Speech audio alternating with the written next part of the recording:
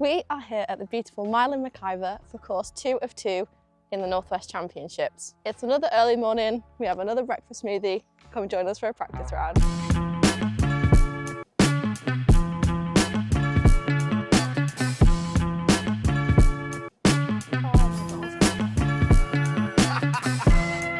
Hole 1 is 105.2 metres, par 3, kind of just a straight shot.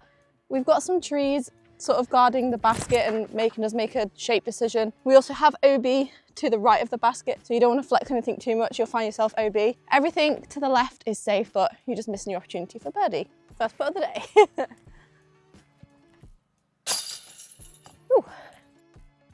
Hole 2, a par 5, 245.4 metres.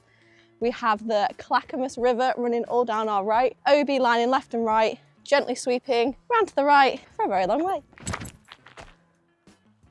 Yeah, that's gonna have some gentle fade. That is lovely. Max distance, obviously just trying to avoid this bush. You don't want any fade towards that bush. Yeah, it's just got a bit more turn on it for me. Ooh, yep. I've sort of forced a forehand situation rather than a hyzer pushing into this way. We've navigated a circle's edge putt for the birdie. Cash money. What's in your smoothie? Oh, today's smoothie, raspberries instead of strawberries, which is a good change. Pineapple again, banana, orange juice. Hole 3, par 3, 92.7 metres. The basket's on a lovely mound. We have OB left and OB long, trees on the right. Oh, we had a bit of a skip. Oh, near the bottom of the hill. The benefit of pushing to the slightly longer side of the basket is the ramp's a lot less steep this side. It's no QP hole 18. The birdie. Oh, it's that, that's fine.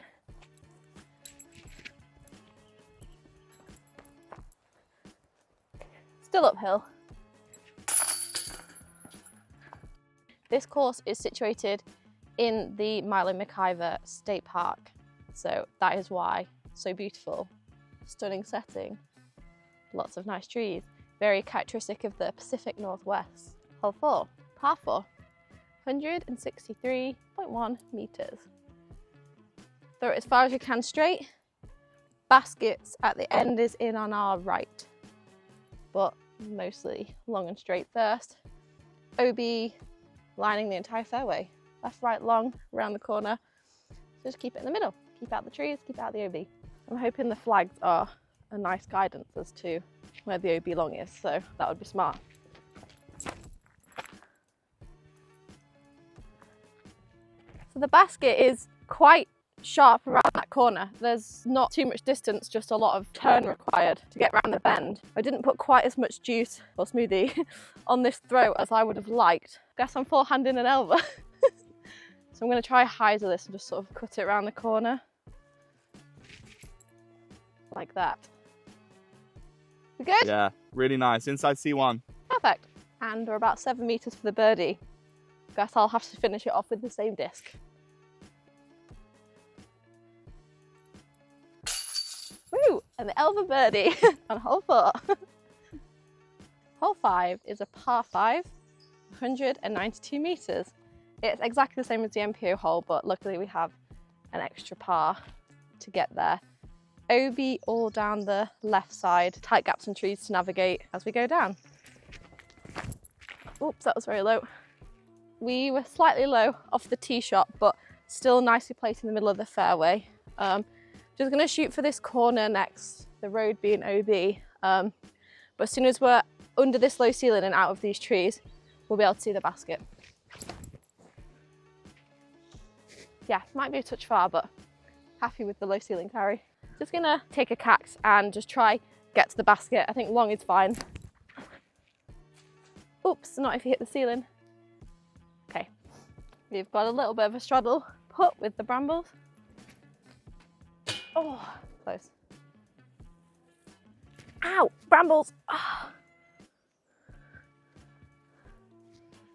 Painful. Disc golf is an extreme sport. Got one definitely stuck in me.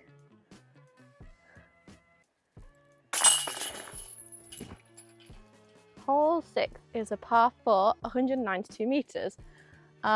Shooting straight out this gap here, and just on the corner is the MPO tee pad. So just going to try, stay straight, stay in the fairway, and we'll have a nice open look at the basket. Woo! Ride the wind. The cax has put us nicely in the fairway, and we can see this really pretty basket, which is on the stump. There is also an OB creek just short of the basket too, so we either lay up or shoot for the pin. We're obviously going to try to shoot for the pin. OB all down our left side as well, so I'm going to take my flippy Elva just to navigate that OB. Oh, that's going straight for the OB. Hopefully a tree has saved that. Let's try a layup.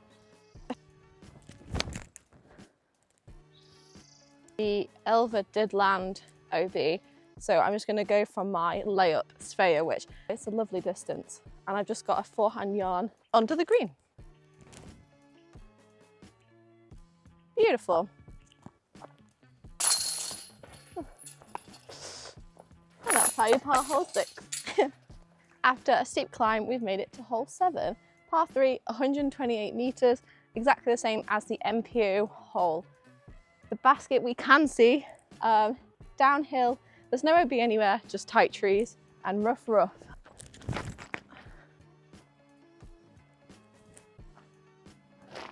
We have successfully made it into C2. The basket is quite guarded though by big trees, bushes and a low ceiling, but I'll get on my knee, give it a go. Will be a cool hole to birdie. Now, I guess we'll take the par. Hole 8 is a par 5, 259.1 metres, exactly the same as the MPO, we just have an extra par. Trees on the left, OB on the right.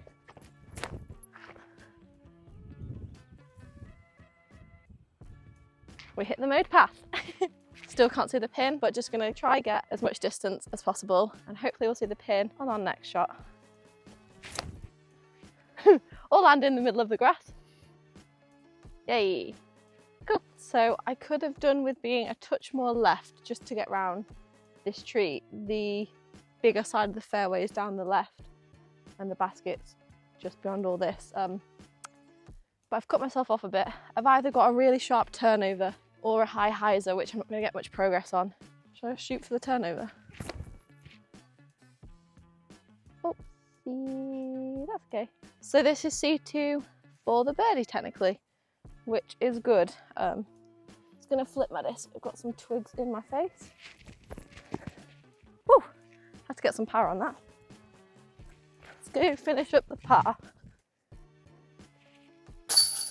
Woo! Hole 9, another par 3, this time 134.7 metres. Very similar to hole 7 that we did, just further. Touch more open as well, I'd say. Aw, caught the twigglies. Unfortunately, we just caught some branches on the tree on the way down, so it took some speed off it, but we are just outside C2. The basket is guarded by these big trees from where I am. We also have the Clackamas River raging just to our left and OB there, so just gonna pitch up with a berg. We have a putt. Nice. Wow, that river is going so fast. We've survived the front 9. We're already 7,500 steps in. Big course, but hole 10, 94.5 metres, slightly uphill. I'm too short to see the pin, Bubba can see the pin. Shoot towards this big tree in the background. Let's swing fade in. We just got grabbed by these last ground branches, which has stopped me fully fading into the circle. Whoa, cage hit. Bullseye par. Hole 11, par 4, 175.3 metres. We have some trees to navigate off the tee, and we want to be fading left before we come right. Bit of a wiggly worm into the basket. The inside gap, obviously shorter distance, but the tree is covered in scraggly branches. Yeah, or you take the wider gap. Bit safer. So we're just going to try and shoot for logs and back ourselves on an uphill edge of circle putt. Turn towards the pin. Beautiful. Give it 10% more juice just so I'm past these last guardian trees.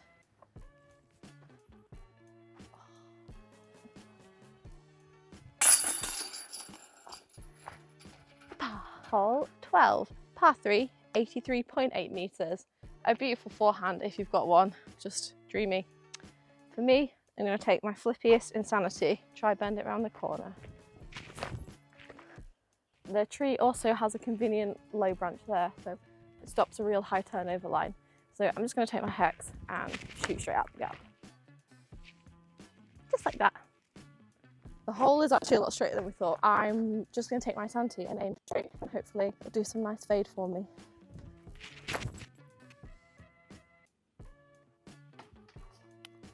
Ooh. Yeah, so the hex we have got into C2, and I think if I can get the throw on my sanity right, we'll have a C1 look. Woo. Take the par.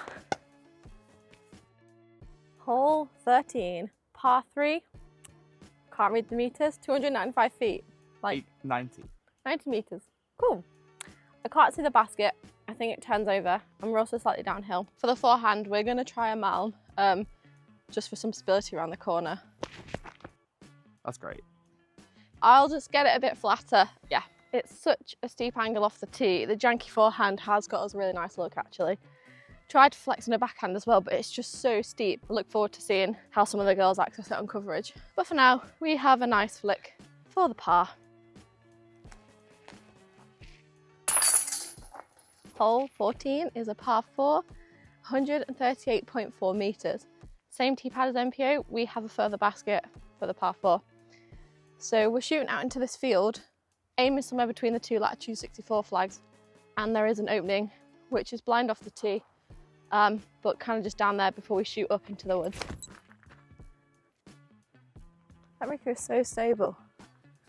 So the Rico only just had us nicely lined up to the gap, and we can see our basket. I'm going to take the Rico again, although it is quite uphill. Oops, early is the answer.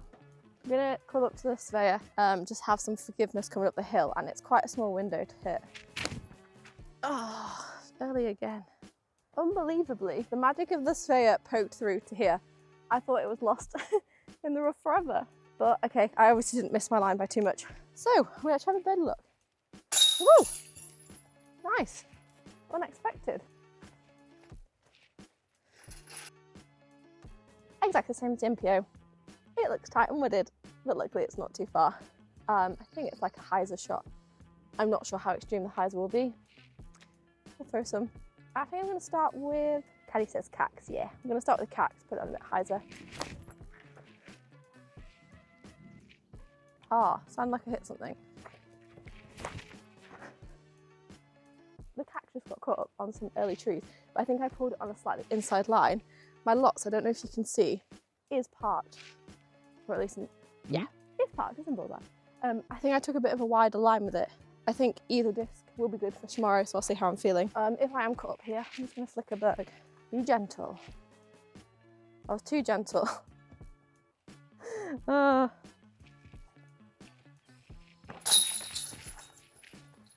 tap in G's lots. Whew. Hole 16, par 3, 106.1 metres of pure hyzer. We have all these small trees to miss as well. Basket's down on the left. Oh my god, so graceful. Hopefully with a bit more juice in the tank after not throwing several tee shots on a long course. This will fade in a bit more. And I won't trip on the tee pad. Oh, we throw it in. Boop. 2 holes to go. Hole 17, par 4, 158.5 metres. Uphill, highs around a corner, big distance required.